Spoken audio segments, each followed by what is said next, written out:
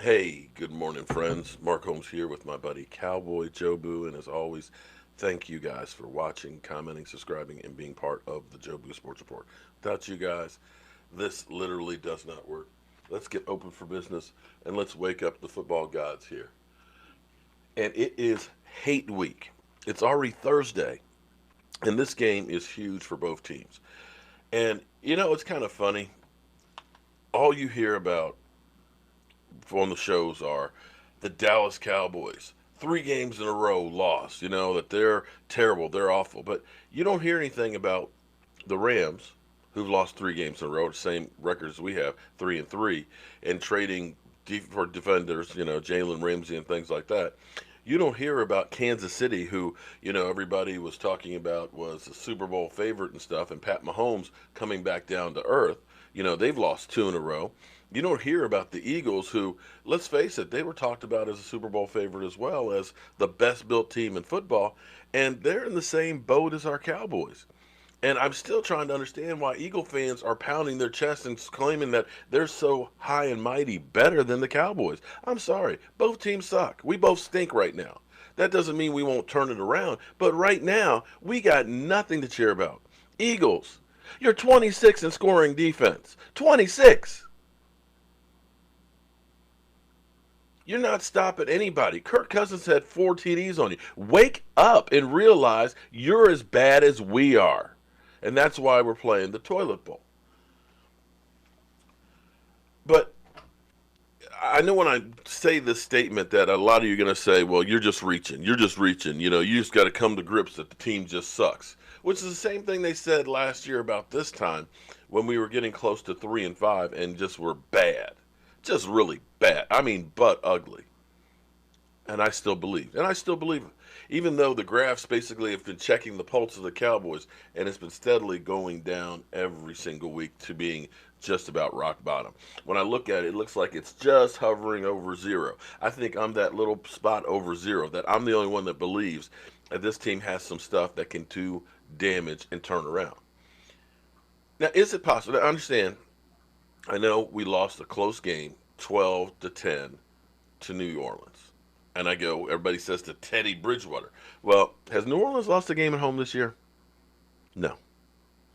Has Teddy Bridgewater lost a game this year? No. It wasn't just the Cowboys who lost to Teddy Bridgewater. They went on the road to Seattle and beat Seattle in their house. Russell Wilson. But I don't hear anybody joking Russell Wilson that you lost to Teddy Bridgewater. Last year we won that game 13-10. It's just the way those games go. Green Bay, Green Bay has owned us in AT&T. Not just that game, but every game that Aaron Rodgers has played. We've only beat Aaron Rodgers, I think, one time in our history. Maybe that's just one of those things that we just can't do is beat Aaron Rodgers. That one. The Jets is the one that you scratch your head on. Because last I checked, those two teams have only lost one game each. Is it possible? Now, just humor me here. Is it possible that the Cowboys looked past that game to this game? That they figured it's the Jets. All we got to do is show up. And by definition, I meant to have this trap game. Definition of a trap game.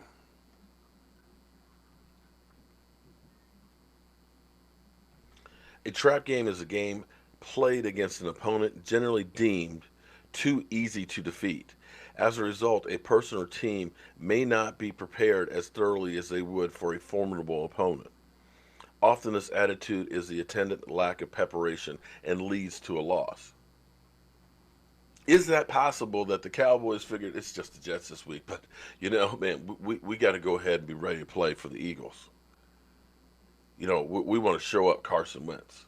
Is that a possibility? Because if it is a possibility that they just woke up, got out of bed, figure we can just beat this team, and got their ass handed to them. It's not the first time that a bad team has beat a good team. Or, let me, okay. a team deemed a good team. We got to show up if we are or not. And that's the approach that I'm taking right now. Now, we're bound, we're wounded. Tyron Smith's not going to be there. Lyle Collins is not going to be there. Amari Cooper's not going to be there. We know that. But maybe because we have time this week that it's not going to be, you find out in game time that Amari Cooper is now not part of the game plan. That you start game planning for the guys that you have. That you coach up your undrafted free agent tackle. That you get Cam Fleming to get his head up and his shoulders down and get using his hands to block.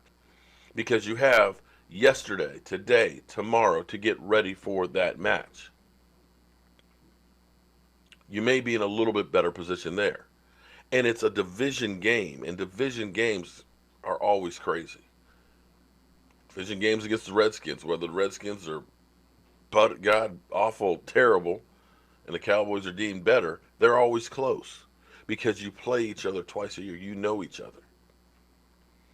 Now, I look at this, and to me, again, I'm not a coach. I'm not a professional coach. I don't work for the Cowboys. I am a guy with a day job that's Joe the fan. But here's the thing that's crazy to me as we go through and listen or try and dissect what's going on. One of the biggest things that's been missing the last 3 weeks, and I do not understand why. First 3 weeks, we had play action passing. We used play action 39% of the time. Second highest in the NFL. Second highest. And our offense was doing incredible things. And if you don't know what play action is, okay, here's what play action is. Play action is basically looking like you're a running play. You're basically quarterback's under center. He's going back like he's handing off to Zeke Elliott, okay? You get 8 men in the box. They're crashing the line and stopping him for 2-yard gains like we've done a majority of the time last week. But instead, he's pulling the ball out of the belly. He might be doing a bootleg, which is rolling outside. It might be, boom, just setting up in the pocket. Because what happens is when you are worried about stopping a dynamic back like Zeke Elliott, and you see the quarterback going back with the ball towards the running back, it freezes the linebackers. They're looking, okay, which way is he going to go so I can scrape, so I can get to wherever the hole's going to be. It keeps your safety's eyes there. Okay, I've got to be there for run support. It basically takes those 8 guys that are in the box and holds them right there.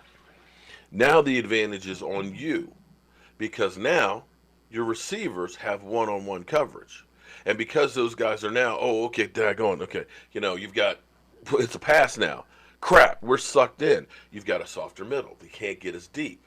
You've got one-on-one coverage. And if you've got a Michael Gallup, if you've got a Randall Cobb, if you've got a Father Time Jason Witten, your advantage is now on you. We use that to perfection the first 3 games. 39% of the time, second most in the NFL. In comparison to last year, where we only used it about 21% of the time, which was one of the lower ends of the scale. It was working. But for some god-awful reason, we stopped doing it. We went from 39% of the time using play action to the last 3 weeks using it 15% of the time. And I have no idea why. Why in the world? Basically, what you're doing is if it's going to be a run. You're letting the defense know this is a run, so all we have to worry about is stopping the run. This is a pass, so all you have to worry about is stopping the pass. It's basically taking the advantage you have and throwing it out the window. Because ultimately, what you want the defense to do is to guess what the hell is going on. You want them to say, I don't know if it's going to be a run. And we got to make sure that we stay here just in case it is. And it's a pass, which gives you an advantage. To take a guy like Amari Cooper, or not this week, or Michael Gallup, and let him gallop on down the field, one-on-one coverage against like the Eagles defense, their defensive backs, which can't cover anybody. And you let it rip. Because here's the thing that's crazy. when you look at the statistics for the Dallas Cowboys, passing, I mean, our numbers, even though we've lost 3 games, our numbers on offense are amazing. They're freaking incredible. They're beyond belief. Let me pull this up. I'm sorry, I'm not prepared on some of this stuff.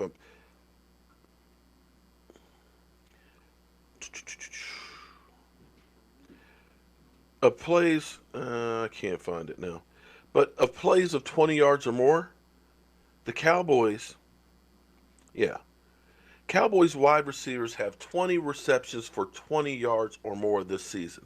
Second most in the NFL. So it's not a matter of, everybody wants to say, well, Dak sucks, get rid of him, he's a bum. We got the second most 20-yard or plus completions going down the field when everybody was saying it was dink and dunk Dak. And listen, I mean, this is what's crazy. Cowboys wide receivers averaged 226.8 yard receiving yards per game, which is best in the NFL. How crazy is this? 226 yards is the average. I mean, what we've been averaging every game. The NFL average is 161. It's not a matter of you not being able to move the ball. What the problem is you are letting other things end up defeating you between the penalties, between, getting in second and long because, we're doing a straight dive and we lose a yard or two. And now all of a sudden it's second 11 or second and 14. And now you've got to throw the ball more down the field because you're not using the tools that you have. Even with the hurt offensive line, you still have playmakers. You still can move the ball. You still move the ball. You still almost had 400 yards, over 400 yards of offense against the Jets, but you have to convert. So we'll see if they end up changing what they're doing, but if they don't use play action, which is in vogue in the NFL, which is key, then we're going to have the same results that we've had the last 3 weeks. You have got to start doing things differently. You've got to get Dak Prescott moving the pocket, especially with the beating he took against the Jets. Have him doing some bootlegs. Have them doing play action. Have them doing things differently than just being a stationary target. Because the beating that Dak took last week, if that had been any other quarterback, a lot of different ones, they've been gone for the season. That was merciless. And refs, you guys stink this year. I don't know what the hell is going on, this love fest that you have for the Green Bay Packers, because they seem to get all the calls, but all the crazy ones seem to go against the Dallas Cowboys. It is atrocious, but we'll talk about that another time. But for now, I got to go ahead and get to my day job. Got to spackle up some walls. So do me a favor. Be sure to subscribe to my other channel, Joe Boo's Day Job. We're only about 300 people away from 1,000, and once we get to 1,000, then I can live stream from the job site. That way I can kind of separate my day job from my fun times. Well, not lately, not quite as much fun. But I'm going to leave you with one last thing that I like to see. If I can get the right... I got too many damn mouses. Boom. Wrong one. Wrong one. Here we go. At least somebody's fired up. I'm going to say this as calmly as I know how. Hey, if you're going to go win this game now, touchdown! I'm going to say this as calmly as I know how. Hey, if you're going to go win this game now, touchdown! I'm going to say this as calmly as I know how. I have to agree with him. If we're going to win this gosh darn game, we need a touchdown. I'm Mark Holmes, and I'll see you guys later.